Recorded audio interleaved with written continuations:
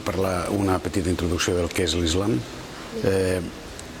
perquè l'islam és una de les religions fonamentals i perquè nosaltres tenim molta migració islàmica a Catalunya i en tindrem molt més encara, perquè la immensa majoria dels musulmans són menors de 29 anys i per tant se creu que la immigració continuarà fins molt avançat al segle XXI.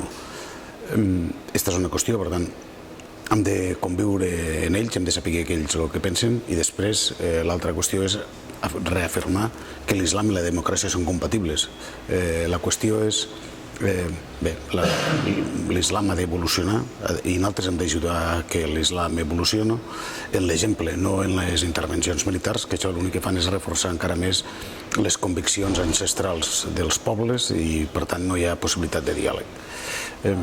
Jo crec que el futur és una interacció entre l'islam i els països occidentals i es tracta també d'estabilitzar la situació dels seus països perquè no tinguin necessàriament que emigrar, si no és la seva voluntat.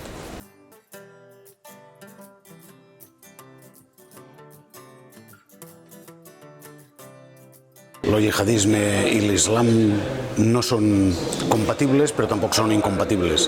De fet, a l'Alcorà la paraula jihad té dues versions. Una és la de la Guerra Santa, clarament, i l'altra és l'esforç per arribar a la comprensió de Déu.